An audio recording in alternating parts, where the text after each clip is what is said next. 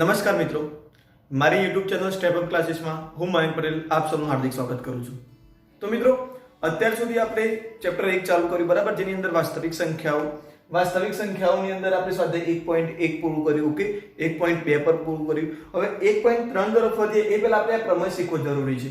જો મિત્રો અહીંયા તમને માત્ર એક્ઝામ્પલ નહીં, તમે બીજી ઘણી યુટ્યુબ ચેનલ પર જોશો તો તમને ફક્ત ને ફક્ત એક્ઝામ્પલ જ જોવા મળશે.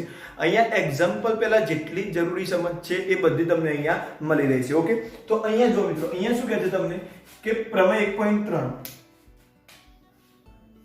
ધારો કે જો મિત્રો આ પ્રમેયની કોઈ સાબિતી આપેલી મતલબ માંગેલી નથી.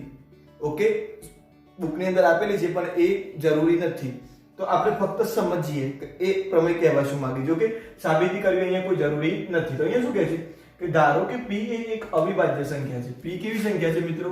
અવિભાજ્ય સંખ્યા છે. તો ધન પૂર્ણાંક a માટે a સ્ક્વેર એ p વડે વિભાજ્ય હોય તો a પણ p વડે વિભાજ્ય થાય. મતલબ કે હું કોઈ સંખ્યા અવિભાજ્ય સંખ્યા લઉં છું. ચલો હું પહેલા એ અવિભાજ્ય સંખ્યા 3 લીધી અને એક બીજી લીધી 5. તો કોઈ ધન પૂર્ણાંક એવો લઉં કે જે એ અવિભાજ્ય સંખ્યા એટલે કે 3 વડે વિભાજ્ય હોય. તો આપણે ધન પૂર્ણાંક 3 વડે વિભાજ્ય હોય તો પેલો 6 લઈએ. ઓકે, ધન પૂર્ણાંક a માટે ચલો 6 નથી લેવું. શું કીધું છે કે a સ્ક્વેર એ p વડે વિભાજ્ય હોય તો કોઈ પૂર્ણ વર્ગ સંખ્યા લઈએ. તો પૂર્ણ વર્ગ સંખ્યા કઈ લઈશું મિત્રો? 36. કઈ લઈએ? 36 પૂર્ણ વર્ગ છે. જો 36 એ 3 એટલે કે 36 એ આ અવિભાજ્ય સંખ્યા વડે વિભાજ્ય છે તો 36 નું વર્ગમૂળ, 36 નું વર્ગમૂળ કેટલું થશે? 6. 6 પણ કેવી થશે? 3 વડે વિભાજ્ય થશે. એટલે શું કહે છે જો મિત્રો ફરીથી, જો p એ એક અવિભાજ્ય સંખ્યા ધન પૂર્ણાંક a માટે a સ્ક્વેર એ p વડે વિભાજ્ય હોય તો a પણ p વડે વિભાજ્ય થાય. ચલો બીજું ઉદાહરણ 3 માટે જોઈએ. તો એક બીજી કોઈ પૂર્ણ વર્ગ સંખ્યા લે જે 3 વડે વિભાજ્ય હોય તો 81 ખાલી 3 વડે વિભાજ્ય.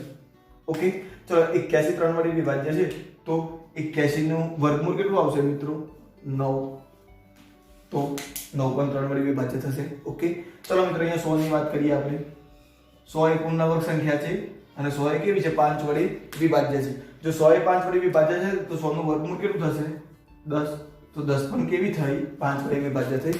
તો મિત્રો આ પ્રમેય આટલું જ કહે છે તમને કે જો કોઈ p એ અવિભાજ્ય સંખ્યા હોય, તો જો આ બધી અવિભાજ્ય સંખ્યાઓ છે, p એ અવિભાજ્ય સંખ્યા છે ધન પૂર્ણાંક a માટે, એટલે ધન પૂર્ણાંક કોઈ પણ એ લો કે a માટે a સ્ક્વેર એટલે કે આપણને a સ્ક્વેર મળ્યા બધા પૂર્ણ વર્ગ સંખ્યાઓ છે. ઓકે, તો a સ્ક્વેર માટે a સ્ક્વેર એ p વડે વિભાજ્ય હોય એટલે કે આપણા જે p છે એના વડે જો a સ્ક્વેર વિભાજ્ય થાય છે તો a સ્ક્વેર નું વર્ગમૂળ એટલે કે a પણ p વડે શું થશે? વિભાજ્ય થશે. ક્લિયર થઈ ગયું મિત્રો? ઓકે, હવે આપણે પ્રમેય 1.4 જોઈએ. તો પ્રમેય 1.4 શું કહે છે તમને? પ્રમેય 1.4 ની અંદર મિત્રો વર્ગમૂળમાં 2 ને તમારે શું અસમમિત સંખ્યા સાબિત કરવાની છે. કેવી? અસમમિત સંખ્યા. પરંતુ મિત્રો અહીંયા વર્ગમૂળમાં 2 ને આપણે અસમમિત સંખ્યા સાબિત કરીશું નહીં. ઓકે, હું તમને અહીંયા વર્ગમૂળમાં p જ એક સંખ્યા લઈએ p. ઓકે, અને એને આપણે કેવી સંખ્યા સાબિત કરીએ? અસમમિત સંખ્યા. ઓકે, વર્ગમૂળમાં p. તો ફક્ત અહીંયા લખી દઈએ શરૂઆતમાં, સાબિત કરો કે વર્ગમૂળમાં p એ અસમમિત સંખ્યા છે. અને p કેવી હશે મિત્રો? અવિભાજ્ય સંખ્યા હશે. કેવી હશે મિત્રો? અવિભાજ્ય સંખ્યા. તો મિત્રો હવે કઈ રીતે સાબિત કરું? વર્ગમૂળમાં p એ અસમમિત સંખ્યા છે, કઈ રીતે સાબિત કરું? તો એ પહેલા મિત્રો હું તમને જે વસ્તુ સમજાવું એ ફક્ત સમજી લેજો એક વખતે. તમે કોઈ પણ સંખ્યા લો. ચલો અહીંયા લખો છો 9/12. ઓકે, અહીંયા લખો છો 10/35. ઓકે, અહીંયા લખો છો 34/51. તો જો મિત્રો આ બધાને આપણે અતિસંક્ષિપ્ત સ્વરૂપમાં ફેરવીએ. કયા સ્વરૂપમાં ફેરવીએ? અતિસંક્ષિપ્ત સ્વરૂપમાં. તો અતિસંક્ષિપ્ત સ્વરૂપમાં આ શું થશે? 3 3 9 ને 3 4 12. આ કેટલા થશે? 5 2 10 ને 5 7 35. આ રહે 17 17 2 34 અને 17 3 51. તો જો મિત્રો કોઈ પણ સંખ્યાને તમે અતિસંક્ષિપ્ત સ્વરૂપમાં ફેરવો છો, કયા સ્વરૂપમાં ફેરવો છો? અતિસંક્ષિપ્ત સ્વરૂપમાં ફેરવો છો તો એ સંખ્યાઓ હંમેશા તમને કેવી મળે છે? અવિભાજ્ય મળે છે. જો આપણ અવિભાજ્ય મળ્યું, આપણ અવિભાજ્ય, આપણ અવિભાજ્ય, આપણ અવિભાજ્ય, આપણ અવિભાજ્ય અને આપણ અવિભાજ્ય. ઓકે, તો મિત્રો એટલું આપણે કહી શકીએ કે સમય સંખ્યા હોય, ધ્યાન રાખજો મિત્રો, કોઈ પણ સમય સંખ્યા હોય તો એના આપણે કયા સ્વરૂપે લખીએ છીએ? જનરલી p ભાગ્યા q સ્વરૂપે. ઓકે, તો કોઈ પણ સમય સંખ્યા હોય તો એના માટે આપણને p અને q કેવું મળશે? શૂન્યેતર પૂર્ણાંક સંખ્યા. ઓકે, શૂન્યેતર પૂર્ણાંક હતો તો શૂન્યેતર પૂર્ણાંક સંખ્યા જ લઈએ, બરાબર? શૂન્યેતર પૂર્ણાંક સંખ્યા મળશે મિત્રો આપણને. શૂન્યેતર પૂર્ણાંક એટલે q ની કિંમત શૂન્ય હશે, q not is equal to 0. Okay, તો મિત્રો સમય સંખ્યા વિશે આપણે ધોરણ 9 ની અંદર ભણી છે કે સમય સંખ્યા કોને કહેવાય? કે જે સંખ્યાને p ભાગ્યા q સ્વરૂપમાં દર્શાવી શકીએ. ઓકે, p ભાગ્યા q સ્વરૂપમાં દર્શાવી શકીએ મતલબ કે 7 ભાગ્યા 8. તો p એટલે શું થશે મિત્રો? તો જુઓ, p એટલે પૂર્ણાંક સંખ્યાઓ. કઈ સંખ્યાઓ? પૂર્ણાંક સંખ્યાઓ. અને q એટલે કે શૂન્યેતર પૂર્ણાંક. શૂન્યેતર પૂર્ણાંક અર્થાત કે q ની કિંમત કોઈ દિવસ 0 આવશે નહીં, કારણ કે તમે કોઈ પણ સંખ્યાને 0 વડે ભાગો છો તો એનો કોઈ જવાબ આવશે નહીં. આ અવ્યાખ્યાયિત છે. ઓકે, આનો કોઈ જવાબ મળતો નથી. ઓકે, તમે કોઈ પણ સંખ્યાને 0 વડે ભાગી શકો નહીં. તો મિત્રો અહીંયા p આપણને ખ્યાલ આવી ગયો. ચલો રિવિઝન આપણું થોડું યાદ આવી ગયું કે અસમય સંખ્યાઓ કોને કહેવાય. તો જો તમે કોઈ પણ અસમય સંખ્યા લો છો તો તેને અતિસંક્ષિપ્ત સ્વરૂપમાં ફેરવશો છેલ્લે જતા, તો એ તમને અવિભાજ્ય મળે કે ના મળે? અંકો અવિભાજ્ય મળશે કે નહીં મળે? પરંતુ અતિસંક્ષિપ્ત સ્વરૂપમાં ફેરવ્યા બાદ બંને વચ્ચેનો અવયવ કેટલો? સામાન્ય અવયવ કેટલું બચશે? એક જ. 2 અને 7 વચ્ચેનો સામાન્ય અવયવ 1, 2 અને 3 વચ્ચેનો 1. અહીંયા ચલો 7 ભાગ્યા 8 લખીએ છીએ, મતલબ કે 14 ભાગ્યા 16 હોય તો અહીંયા 7 દુ 14 ને 7 8. તો જો આ 7 અને 8 વચ્ચે સામાન્ય અવયવ કેટલો મળશે? એક જ મળશે. તો મિત્રો એટલું વસ્તુ કહી શકીએ આપણે, જ્યારે પણ અસમય સંખ્યા આપેલી હોય તો એ અસમય સંખ્યાની અંદર અંશ અને છેદ મતલબ જે આ PQ સ્વરૂપ છે એ બંને વચ્ચે સામાન્ય અવયવ હંમેશા કેટલો મળે મિત્રો? એક જ મળશે. કેટલો મળશે? એક જ મળશે. ઓકે, તો ચલો મિત્રો અહીંયા આપણે સાબિત કરીએ.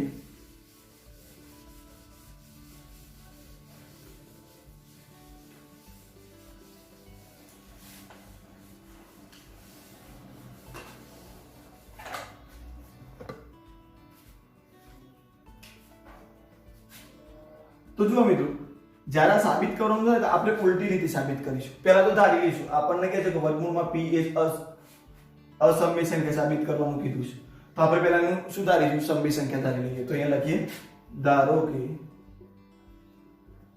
વર્ગમૂળમાં p એ સમય સંખ્યા છે.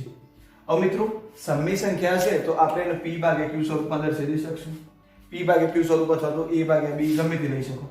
તો આપણે p ભાગ્યા q બરાબર a ભાગ્યા b લઈએ તો અહીંયા હું લખી શકું કે વર્ગમૂળમાં p માટે જો સમય સંખ્યા છે તે આપણને a ભાગ્યા b સ્વરૂપમાં મળશે.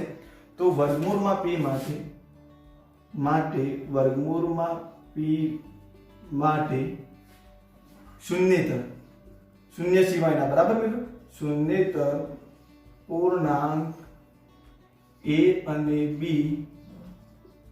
એવા મળશે કે જેથી વર્ગમૂળમાં p બરાબર a ભાગ્યા b થાય. અહીંયા કેમ મિત્રો p ભાગ્યા q ના લીધા? કારણ કે મેં અહીંયા p લીધું હતું એટલે માટે મેં અહીંયા શું લીધું? a ભાગ્યા b થાય. હવે મિત્રો આ બંનેમાંથી એક પણ 0 હશે ને, જો એક પણ 0 હશે તો બરાબર શું થઈ જશે? 0. અને 0 થઈ જશે તો આ તો પૂર્ણાંક સંખ્યા થઈ ગઈ, એટલે આપણે હાલ આના બરાબર કોઈ 0 દાખવવાનું નથી. આટલું ક્લિયર થઈ ગયું મિત્રો? જુઓ, આપણને શું કીધું કે અસમય સંખ્યા સાબિત કરો, તો આપણે સમય સંખ્યા સાબિત કરી. સમય સંખ્યા સાબિત કરી તો સમય સંખ્યા હોય તો આપણે મેં તમને બતાવ્યું પહેલા કે જો કોઈ પણ સંખ્યા સમય સંખ્યા હશે તો એને તમે a ભાગ્યા b અથવા તો p ભાગ્યા q સ્વરૂપમાં લખી શકશો. અને p ભાગ્યા q સ્વરૂપમાં લખશો ત્યારે બંનેનો વચ્ચેનો સામાન્ય અવયવ કેટલો આવશે? 1 આવશે. તો અહીંયા લખી શકું કે અહીં a અને b નો સામાન્ય અવયવ 1 છે. ઓકે, સામાન્ય અવયવ કેટલો છે મિત્રો? 1 છે. પરંતુ હવે આપણે સાબિત કરીએ છીએ. જો p કોઈક અવિભાજ્ય સંખ્યા છે મિત્રો. અત્યારે p ને આપણે સંખ્યાના દ્રષ્ટિકોણથી જોવાનું. કોઈક સંખ્યા છે એટલી ખબર છે આપણને. ઓકે, બરાબર? તો p અને કોઈક અવિભાજ્ય સંખ્યા છે એટલે તમે 1 કે 0 ધારી શકો નહીં. તમે ધારવી હોય તો 2 ધારી શકો, 5 ધારી શકો. હવે મિત્રો આગળ કેવું થશે? તમને એવો પ્રશ્ન પૂછશે કે વર્ગમૂળમાં 2 ધારો, વર્ગમૂળમાં 2 ના સમની સંખ્યા દર્શાવો, વર્ગમૂળમાં 5 ને દર્શાવો, વર્ગમૂળમાં 3 ને દર્શાવો. તો મિત્રો આ તમને યાદ રહી જશે. તો બસ તમારે શું કરવાનું છે? જ્યારે જ્યારે p આવે એની જગ્યાએ કેટલા મૂકી દેવાના છે? 3. 5 કીધા હોય તો 5, 7 કીધા હોય તો 7. ઓકે, એટલા માટે હું તમને પેલા p સ્વરૂપે દર્શાવું છું. પછી આપણે એક્ઝામ્પલ ગણીએ એ વખતે હું તમને બતાવી દઉં તમારે શું કરવાનું છે. બરાબર? તો જુઓ, a અને b નો સામાન્ય અવયવ કેટલો છે મિત્રો? 1. હવે a અને b નો સામાન્ય અવયવ 1 થશે. હવે આપણે આના ઉપર આવીએ. બરાબર? તો હવે અહીં વર્ગમૂળમાં p બરાબર a ભાગ્યા b. ઓકે, હવે શું કરીએ મિત્રો? બંને બાજુ વર્ગ કરીએ. ઓકે, તો જો બંને બાજુ વર્ગ કરીએ તો અહીંયા શું થશે? p નું હટી જશે અને અહીંયા શું થઈ જશે? a² ભાગ્યા b². તો મિત્રો અહીંયા મને a² બરાબર શું મળશે? pb². આ b² ઉપર જતા રહે તો a² બરાબર મિત્રો મને કેટલા મળે? pb². તો જો મિત્રો a² બરાબર pb². p એક અવિભાજ્ય સંખ્યા છે. તો અહીંયા આપણને એટલું ખબર પડી કે p એ કોનો અવયવ છે? a² નો અવયવ છે. p એ કોનો અવયવ છે? a² નો અવયવ. તો આપણે વાત થઈ કે p એ જો a² નો અવયવ હોય, મતલબ a² વડે વિભાજ્ય હોય, a² એ p વડે વિભાજ્ય હોય તો a પણ p વડે વિભાજ્ય થાય. તો મતલબ અહીંયા કહી શકીએ કે a² નો અવયવ p છે તો a નો અવયવ પણ શું થશે? p થશે. ઓકે, તો અહીં પ્રમેય 1.4 પરથી p એ a² નો અવયવ છે, માટે p એ a નો પણ અવયવ છે. ઓકે, તો જો મિત્રો હવે p એ a નો અવયવ થઈ ગયો તો માટે a બરાબર, હવે જો મિત્રો આપણે લખીએ કે 8 નો એક અવયવ 2 છે. 8 નો એક અવયવ કેટલો છે? 2. તો 2 ને કોઈક સંખ્યા વડે તો ગુણવા પડે ને. 4 વડે ગુણીએ ત્યારે 8 થાય ને. ચલો આપણે બીજી વાત કરીએ કે 24 નો એક અવયવ 8 છે. તો 8 ને કઈક 3 વડે તો ગુણવા પડશે ને. 8 3 24. અથવા એક અવયવ 3 છે તો 3 ના 8 વડે તો ગુણવા પડશે ને. તો એ જ રીતે આપણને a નો એક અવયવ કયો મળ્યો મિત્રો? p મળ્યો. ઓકે, તો મિત્રો અહીંયા a નો એક અવયવ p મળ્યો આપણને. તો p ના જોડે ગુણાકારમાં કોઈ બીજું પણ હશે તો આપણે લઈ લઈએ c. ઓકે, તો c એ પૂર્ણાંક સંખ્યા, જ્યાં c એ પૂર્ણાંક સંખ્યા છે. ઓકે, શૂન્યેતર પૂર્ણાંક આવશે. કેવી? શૂન્યેતર પૂર્ણાંક. ઓકે, શૂન્ય સિવાયની શૂન્યેતર પૂર્ણાંક સંખ્યા છે. ઓકે મિત્રો, તો જુઓ મિત્રો હવે a બરાબર pc થઈ ગયું. હવે આપણે શું કરીએ? બંને બાજુ વર્ગ કરીએ. ઓકે, તો અહીંયા લખું, અહીંયા લખવાનું રહી ગયું બંને બાજુ વર્ગ લેતા. ઓકે, તો ચલો અહીંયા આપણે એવું કરીએ મિત્રો. તો શું થશે? a² બરાબર p² અને c². ઓકે, તો અહીંયા લખી દઈએ બંને બાજુ વર્ગ લેતા. સોરી, અહીંયા મિત્રો હા ઓકે, બંને બાજુ વર્ગ લીધું. બરાબર? તો આ બાજુ વર્ગમૂળ ઉડી ગયું એટલે અહીંયા p આવ્યો અને અહીંયા વર્ગ વર્ગ વર્ગ થઈ ગયો. ઓકે, અહીંયા બંને બાજુ વર્ગ લીધા, બંને બાજુ વર્ગ લેતા. ઓકે, હવે જુઓ મિત્રો આપણે શું કરીએ? આપણે તો કોની કિંમત શોધવાની છે? a² ની. તો a² નો એક અવયવ p² છે. તો આ રીતે લખી શકું મિત્રો. જો હું a² p કૌંસમાં pc² આ રીતે લખી શકું મિત્રો. તો અહીંયા જો મને એટલું ખબર પડી કે ચલો મિત્રો આટલા સુધી આટલું લખીએ. બરાબર? હવે શું કરીએ? અહીંયા મને a² ની કિંમત કેટલી મળી છે મિત્રો? pb² અને અહીંયા કેટલી મળી છે? pc². તો આ સમીકરણ 1 આપું તો અહીંયા લખું કે pb² બરાબર p² c². સમીકરણ 1 પરથી. ઓકે મિત્રો, તો આ p નામાંથી p ઉડી જશે તો મને શું મળ્યું? b² બરાબર pc².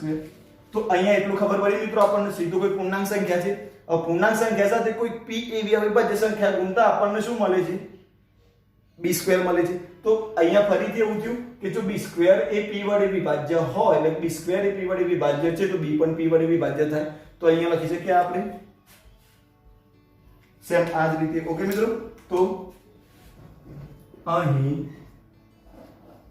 પ્રમેય 1.4 પરથી સોરી 1.3 પરથી મિત્રો પ્રમેય 1.3 પરથી p એ b² નો અવયવ છે માટે p એ b નો પણ અવયવ છે. ઓકે મિત્રો, તો જુઓ અહીંયા શું કહે છે કે અહીં પ્રમેય 1.3 પરથી p એ b² નો અવયવ છે તો p એ b નો પણ અવયવ છે. તો મિત્રો અહીંયા શું થયું? આપણા હિસાબે તો અહીંયા જો જુઓ આપણા હિસાબે તો શું આવતું હતું? સામાન્ય અવયવ કેટલો આવવો જોઈએ? જો સમય સંખ્યા હોય તો સામાન્ય અવયવ કેટલો આવે મિત્રો? એક જ આવતો હતો. આપણે જોયું આગળ સાબિત મેં તમને કરી બતાવ્યું હતું કે જો કોઈ પણ સંખ્યા સમય સંખ્યા છે તેનો સામાન્ય અવયવ કેટલો આવશે? એક. પરંતુ અહીંયા તો જુઓ તમે p નો સામાન્ય p એ a નો એ સામાન્ય અવયવ છે અને b નો એ સામાન્ય અવયવ છે. મતલબ એક સિવાય કંઈક p એટલે કે એક સિવાયની કોઈક અવિભાજ્ય સંખ્યા એવી મળે છે કે જે બંનેનો અવયવ છે, a નો અને b નો. તો મિત્રો અહીંયા આ સંખ્યા તો અવિભાજ્ય સામાન્ય અવયવ એક સિવાય બીજી પણ મળે છે માટે આ સંખ્યા સમય સંખ્યા નથી. તો અહીંયા આપણે લખી શકીએ અહીં a અને b નો સામાન્ય અવયવ એક સિવાય p પણ છે. ઓકે, તો માટે વર્ગમૂળમાં p એ અસમય સંખ્યા છે. ઓકે, તો જુઓ મિત્રો ફરીથી એક વખત આપણે કમ્પ્લીટલી સમજી લઈએ આખું વસ્તુ. તો અહીંયા તમને પહેલા પ્રમેય 1.3 કીધું કે પ્રમેય 1.3 ની અંદર શું કીધું કે જો તમે p સંખ્યા એવી લેશો કે જે અવિભાજ્ય હોય તો ધન પૂર્ણાંક a માટે કે કોઈક a નો સ્ક્વેર કોઈક સંખ્યા એવી હોય જેનો વર્ગ અવિભાજ્ય સંખ્યા વડે વિભાજ્ય હોય તો એ સંખ્યાનું વર્ગમૂળ પણ એના વડે વિભાજ્ય હશે. મતલબ કે જો આપણે જોયું આ ઉદાહરણમાં કે 36 એ p વડે વિભાજ્ય હતા તો 6 પણ p વડે વિભાજ્ય થયા. ઓકે, તો એવું થાય એ ફાઇનલ છે. તો આપણે એ પ્રમેયના આધારે આ નક્કી કર્યું. હવે પ્રમેય 1.4 માં આપણને એમ કીધું કે વર્ગમૂળમાં 2 ને અસમય સંખ્યા સાબિત કરો. ઓકે, તો અહીંયા વર્ગમૂળમાં 2 ને અસમય સાબિત કર્યું તો તમારે જ્યાં જ્યાં p લખ્યું છે ત્યાં 2 લખી દેવાના. વર્ગમૂળમાં 5 ને કરવી હોય તો જ્યાં જ્યાં વર્ગમૂળમાં p લખ્યું છે ત્યાં વર્ગમૂળમાં 5 લખી દેવાના. ક્લિયર? તો જો હવે અહીંયા સાબિત કરીએ કે સાબિત કરો કે વર્ગમૂળમાં p એ અસમય સંખ્યા છે અને p એ કેવી સંખ્યા છે મિત્રો? અવિભાજ્ય. તો ધારો કે p એ સમય સંખ્યા છે તો આપણે ઉલટું ધારીશું અને છેલ્લા આપણી ધારણા ખોટી પડશે. ઓકે, માટે આપણી ધારણા ખોટી છે. આપણી ધારણા ખોટી છે અને વર્ગમૂળમાં p એ અસમય સંખ્યા છે. ઓકે, તો જુઓ મિત્રો આપણે સાબિત કરવા શું કર્યું? પહેલા તો ધારણા લીધી અને એને ખોટી સાબિત કરી. તો ધારણામાં શું લીધું કે વર્ગમૂળમાં p એ એનું ઉલટું ધાર્યું. અસમય સાબિત કરવાની રીતે આપણે શું ધાર્યું? સમય. તો સમય ધારિત આપણે જોયું કે સમય સંખ્યા હંમેશા કયા સ્વરૂપમાં મળે છે? pq સ્વરૂપમાં મળે છે. પરંતુ અહીંયા વર્ગમૂળમાં p ની વાત થઈ એટલે આપણે a અને b મળ્યા. ત્યાર પછી મેં તમને કીધું કે જો તમે કોઈ પણ અસમય સંખ્યા હશે અને એમ તમે અતિસંક્ષિપ્ત સ્વરૂપમાં લઈ જશો તો જે અંશ અને છેદ હતો, અંશ અને છેદ મેં તમને આગળ બતાવ્યું બરાબર, તો એનો સામાન્ય અવયવ કેટલો નીકળતો હતો મિત્રો? 1. તો અહીંયા આપણે લખ્યું કે જો અહીં a અને b નો સામાન્ય અવયવ કેટલો નીકળશે? 1 જ નીકળશે. હવે શું કહે છે મિત્રો કે વર્ગમૂળમાં p ભાગ્યા ab, વર્ગમૂળમાં p ભાગ્યા ab મળશે. अब બંને બાજુ વર્ગ કર્યો તો p, આ બાજુ વર્ગમૂળમાં p નો વર્ગ p થઈ ગયો, અહીંયા a² ને અહીંયા b². ચલો મિત્રો a² ને કરતા બનાવ્યો તો p ગુણાકારમાં જતો રહ્યો તો pb² થઈ ગયું. ક્લિયર આટલા સુધી? આ pb² થઈ ગયું. હવે પ્રમેય પ્રમાણે જોઈએ. પ્રમેય પ્રમાણે શું કહે છે તમને કે જો p એ a² નો અવયવ થયો, જો p એ a² નો અવયવ થાય છે તો a નો પણ અવયવ થાય. એ સ્ક્વેરનો અવયવ થાય તો એનો પણ અવયવ થાય. ઓકે, તો એ સ્ક્વેરનો અવયવ થયો તો એનો પણ અવયવ થયો. તો અહીંયા લખી શકીએ આપણે a બરાબર p ગુણ્યા c. c એ શૂન્યેતર પૂર્ણાંક લીધી. કેમ મિત્રો? તો કોઈ પણ સંખ્યા અવયવના બરાબર ના હોય. ઉદાહરણ તરીકે આપણે વાત કરીએ કે મેં તમને વાત કરી કે ભાઈ 24 હોય તો 24 નો એક અવયવ 3 છે તો એને 8 વડે તો ગુણવા પડે ને કોઈ સંખ્યા વડે. તો એ સંખ્યા આપણે અહીંયા કઈ લીધી મિત્રો? c લીધી. બરાબર. તો અહીંયા જુઓ કોઈક સંખ્યા લીધી pc, બંને બાજુ વર્ગ કર્યો તો a સ્ક્વેર બરાબર p સ્ક્વેર c સ્ક્વેર. હવે મિત્રો a સ્ક્વેર ની કિંમત આપણને આગળ એક સમીકરણ 1 માં મળી હતી. કઈ મળી હતી મિત્રો? a સ્ક્વેર બરાબર pb સ્ક્વેર. જે મેં અહીંયા મૂકી pb સ્ક્વેર બરાબર p સ્ક્વેર c સ્ક્વેર. તો જો મિત્રો આ બાજુથી p ઉડ્યો, આ બાજુ p ઉડ્યો, એટલે અહીંયા કેટલા બચ્યા? ફક્ત p. તો અહીંયા b સ્ક્વેર બરાબર pc સ્ક્વેર. સેમ આ સિચ્યુએશન આવે કે p એ b સ્ક્વેર નો અવયવ છે તો p એ b નો પણ અવયવ થાય. તો અહીંયા લખ્યું આપણે અહીં પ્રમેય 1.3 પરથી p એ b સ્ક્વેર નો અવયવ છે તો b નો પણ અવયવ થશે. તો b નો પણ અવયવ થયો. તો મિત્રો અહીંયા જુઓ આપણને a નો અવયવ પણ p મળ્યો અને b નો અવયવ પણ p મળ્યો. મતલબ બંનેનો સામાન્ય અવયવ એક p મળ્યો. પરંતુ જો સમય હોય તો શરત શું હતી? કે સામાન્ય અવયવ તો એક જ હોવો જોઈએ. પરંતુ અહીંયા તો આપણને p મળ્યું સામાન્ય અવયવ. તો આપણી ધારણા કેવી પડી? ખોટી પડી. એટલે કે આ સંખ્યા જે આપણે સમય ધારી તે સમય નથી, પરંતુ કેવી છે? વર્ગમૂળમાં p એ અસમય સંખ્યા છે. ક્લિયર મિત્રો? ચલો આટલું લખી દો પહેલા, પછી આના આધારે આપણે સેમ એક્ઝામ્પલ જોઈએ. ઓકે,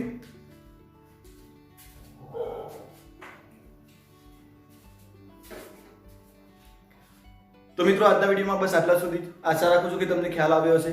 મિત્રો આ વિડીયોની અંદર આપણે એક પ્રમેય 1.3 બનાવ્યા. 1.3 પ્રમેય આપણને શું કીધું કે જો કોઈ સંખ્યાનો વર્ગ અવિભાજ્ય સંખ્યાનો, જો કોઈ સંખ્યાના વર્ગનો અવયવ અવિભાજ્ય સંખ્યા હોય તો જે એ સંખ્યાનો પરનો અવયવ અવિભાજ્ય સંખ્યા પણ થાય. ક્લિયર થઈ ગયું મિત્રો? ઉદાહરણ તરીકે 36 નો અવયવ 3 છે તો 6 નો પણ થશે. 81 નો અવયવ 3 છે તો 81 નું વર્ગમૂળ 9 થાય તો 9 નો અવયવ પણ 3 થશે. ક્લિયર મિત્રો? 100 નો અવયવ 5 થાય તો 100 નું વર્ગમૂળ 10, 10 નો અવયવ પણ 5 થશે. શરત એટલી કે એ 5 ની જગ્યાએ જે સંખ્યા હોય એ કેવી હોવી જોઈએ? અવિભાજ્ય. ત્યાર પછી આપણે p ના સ્વરૂપમાં અવિભાજ્ય સંખ્યા સાબિત કરી કે અસમય સંખ્યા છે. શાંતિથી તમે એક વખત વિડીયો જોઈ લો કમ્પ્લીટ. ના ખબર પડે તો ફરીથી જોજો. હું ગેરંટી આપું છું 2 થી 2 વખત વિડીયો જોશો એટલે તમને 100% ખ્યાલ આવી જશે. પણ મિત્રો ધ્યાન રાખજો કે વિડીયો જોતી વખતે ઇયરફોનનો યુઝ કરજો, જેથી કરીને તમને ક્લિયર વોઇસ પણ મળી રહે અને બીજો કોઈ ડિસ્ટર્બન્સ પણ થાય નહીં. ઓકે, તથા તમને વારંવાર કહું છું એ પ્રમાણે ધોરણ 10 ની દરેક બુકની લિંક નીચે ડિસ્ક્રિપ્શન બોક્સની અંદર તમને મળી જશે. તમારા કોઈ અન્ય મિત્રો ધોરણ 12 માં અભ્યાસ કરતા હોય તો એમના માટે પણ નીચે લિંક મળી જશે ફિઝિક્સ અને બાયોલોજી માટે. ઓકે, તો મિત્રો આશા રાખું છું કે તમને આ વિડીયોમાં ખ્યાલ આવ્યો હશે. Okay, thank you. તમારો દિવસ શુભ રહે.